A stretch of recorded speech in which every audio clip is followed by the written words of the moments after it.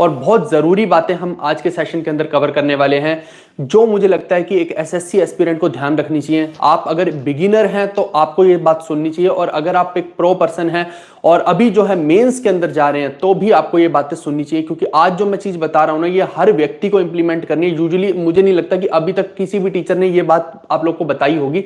जो अभी मैं सजेशन दूंगा वो इतना ज्यादा आप लोगों के काम आएगा कि डेफिनेटली जब आप एग्जामिनेशन हॉल में जाएंगे तो आपको लगेगा कि हाँ, किसी ने सच में जो है सही गाइड किया था। तो आज का सेशन जो है आप लोगों के लिए ही है। बहुत सारी ऐसी छोटी छोटी चीजें जिनका आपको ध्यान रखना है हमेशा एग्जाम से पहले। जैसे आप देखिए कि अभी मेंस आ रहा है तो मेंस वालों को अभी किस चीज पे फोकस करना चाहिए, या फिर जो ऑलरेडी प्री दे रहे हैं उनको किन बातों पे फोकस करना चाहिए है, क्या क्या चीजें हैं जो हमें अपने पूरी की पूरी प्रेपरेशन में जो है ध्यान रखनी चाहिए, जिससे कि हमारा सिलेक्शन जो है रुके ना। क्योंकि हर साल मैं देखता हूं कि किसी ना किसी कारण से जो है स्टूडेंट्स का सिलेक्शन रुक जाता है। तो सबसे पहली चीज आप देखिए कि जैसे सपोज करो कि अभी मैं मेंस को ही उठा के, क्योंकि आप प्री वाले बच्चे भी मेंस देंगे ही देंगे बाद में, और जो मेंस दे रहा है तो उनको एक चीज का बहुत खास ध्यान रखना है, वो इस चीज का कि आप देखो हर साल जो है ना टाइपिंग की वजह से लोग फेल हो जाते हैं। अब आप सोच रहे होंगे ये तो मैं छोटी सी चीज बता रहा हूं, मैं आपको एक सॉल्यूशन बताने वाला हूं भाई साहब इस चीज का कि आप उसमें फेल क्यों नहीं हो सकते। उसके पीछे एक सॉलिड चीज मैं बताने वाला हूं जिसका आपको ध्यान रखना है। वो ये है भाई कि अगर आप टाइपिंग में चाहते हो कि वहां जाके आपको दिक्कत ना आए, सबसे पहले तो एक हार्ड कीबोर्ड जो है घर पे इस्तेमाल करो। दूसरी बात, अब आपको क्या करना है, रिफ्लेक्स सेक्शन में कुछ चीजें डालने की कोशिश करनी है। आप सोचेंगे कि कौन सी चीजें जो हमें रिफ्लेक्स सेक्शन में डालनी है। आप देखो कि कभी भी आप जब भी कोई मेंस का मॉक टेस्ट देते हो या कुछ भी देते हो ना, तो आपको जो है 10 से 15 मिनट जो है ना टाइपिंग का प्रॉपर टेस्ट देना है। लेकिन उस टेस्ट को देने से पहले 10 मिनट पहले जो है आपको एक टाइमर लगा के रखना है, और आपको जो है आदत डालनी है खुद को कि अपने कीबोर्ड का हर की चेक करनी है। लेकिन कीज को चेक करने का भी एक तरीका मैं आप लोगों को बताने वाला हूं अभी। आप देखिए कि जैसे ये कीबोर्ड है आप लोगों के पास, है ना।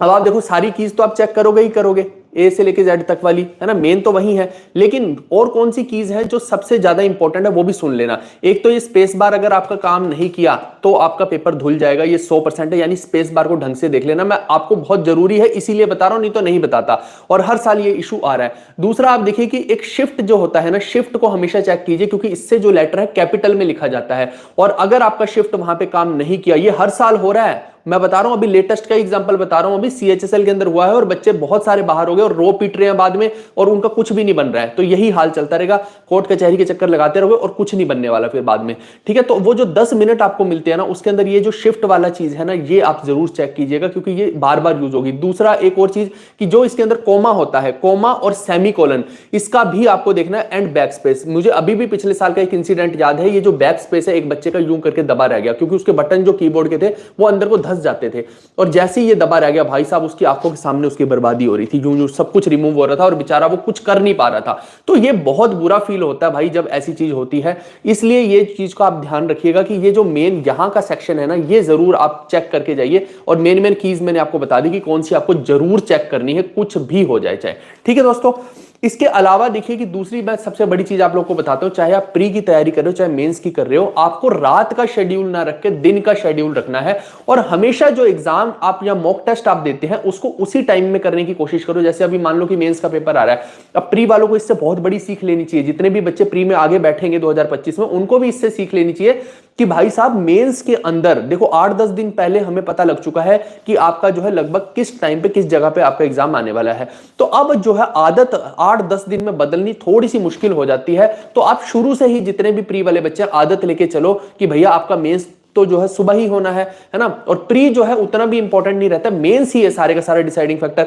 तो आप जो है सुबह की आदत डालिए, सुबह जो है 8:30-9 बजे के आसपास आप अगर कोई भी मॉक टेस्ट जैसे मेंस वाला कोई बच्चा दे रहा है तो 8:30-9 बजे के आसपास उसे एक मॉक टेस्ट देना चाहिए रेगुलर में, ताकि उसकी जो बॉडी है ना वो उसी टाइम पे रिस्पॉन्ड करना शुरू कर दे। और आपको लग रहा हो शायद ये छोटी बात है, मैं आपको ये बता देता हूं कि हम जो है ना, हमारी पूरी की पूरी बायोलॉजिकल क्लॉक होती है, और आप देखिए कि कुछ आपके अच्छे आवर्स जाते हैं पूरे दिन में और कुछ खराब जाते हैं। अब जो बच्चे का एक्टिवेशन शाम को होता है, मेरा जैसे शाम को ज्यादा रहता है एक्टिवेशन का, तो मैं शाम को एकदम से एक्टिवेट हो जाता हूं, लेकिन सुबह मैं उतना ज्यादा एक्टिवेटेड फील नहीं करता, मुझे थोड़ा लेजी पन सा रहता है ना, शायद ठंड के कारण भी हो सकता है, जाड़े भी आ रखे हैं, है ना, आपको पता है बुढ़ापा खा जाता है कभी कभी। चलो ये तो मजाक की बात नहीं, बट ये चीज का आपको ध्यान रखना है कि आपको जो टाइमिंग है उसी अकॉर्डिंग मॉक की भी सेट करके रखनी है।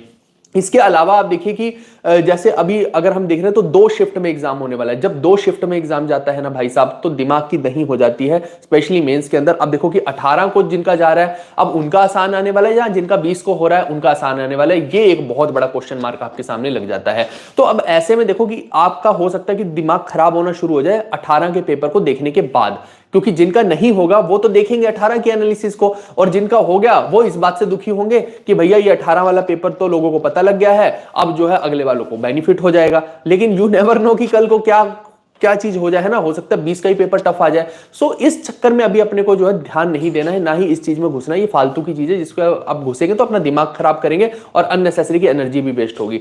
ठीक है भाई, तो आपको जो है बेशक से आप पेपर देख लेना, है ना। बहुत सारे लोग एनालिसिस करेंगे, वैसे बैन है एनालिसिस नहीं करनी चाहिए, बट स्टिल लोग करेंगे, हटेंगे थोड़ी। उनको थोड़ी मतलब है कि भैया एक फेयर चांस जो है सबको देना चाहिए, फेयर एंड स्क्वायर जो गेम है वो होनी चाहिए। बहुत सारे नमूने यहाँ पे आएंगे और जो है धंधा पानी करेंगे और ये सब करेंगे, तो भाई उसका तो कोई इलाज नहीं। हालांकि मैं सख्त खिलाफ हूं, प्री के अंदर फिर भी ठीक है, लेकिन मेंस में जो कोई एनालिसिस नहीं होनी चाहिए है। और अगर कोई बंदा यहां पे आके एनालिसिस करता है तो भाई सच में मैं तो एक वीडियो बना के जरूर बताऊंगा कि भैया ये जो घटिया हरकत कर रहा है ये आदमी, है ना, तो नहीं करना चाहिए एनालिसिस। एनालिसिस का मतलब है कि क्वेश्चन वगैरह नहीं बताने चाहिए, एनालिसिस का यही मतलब है। ठीक है भाई, और कोई एनालिसिस का मतलब नहीं है। एनालिसिस में आप ये भी तो बता सकते हो कि नहीं नहीं आप ये गलतियां मत कीजिए, है ना, 18 वाले लोगों ने ये गलती कर दी, वो एक अलग चीज रहती है। लेकिन आप एग्जैक्ट क्वेश्चन नहीं बताने लग जाओ बच्चे को, तो वो गलत है, क्योंकि इससे जो है 20 वालों का नुकसान होगा, जो कि मेरे को लगता है बिल्कुल गलत चीज है। ये नहीं करनी चाहिए किसी भी एजुकेटर को, है ना। आप इतना अच्छे से पढ़ाते हैं, सबका भला कर रहे हैं, बहुत सारे एजुकेटर हैं, मैं सबको यही रिक्वेस्ट करूंगा कि भाई कोई भी बंदा जो है मेंस के पेपर की एनालिसिस ना तो प्राइवेट में करे और ना ही पब्लिक में करे, किसी भी तरीके से मत करे, ताकि जो है सबको एक फेयर चांस मिले।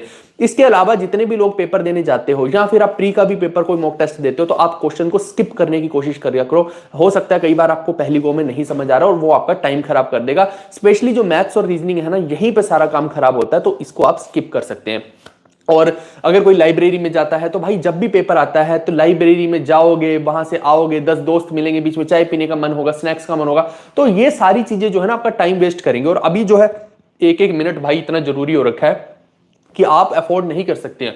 आप देखिए कि टाइम ही कितना बचा है, तो मुझे लगता है कि फालतू की जितनी भी चीजें हैं ना उनको जो है आपको कट डाउन करना पड़ेगा। आपकी कोई गर्लफ्रेंड है, आपका बॉयफ्रेंड है, जानू सोना मोना को हाथ जोड़ दो कि भैया अभी मेरे साथ बतियाओ मत, बाद में हम एक साथ बतियाएंगे, है ना। बढ़िया बढ़िया कैफे में मैं तुम्हें लेके चलूंगा, लेकिन एक बारी मेरी नौकरी लग जाए, है ना, फिर मैं टॉर से तुम्हें अपनी गाड़ी में बिठाऊंगा टोपी पहन के, तब मजा आएगा।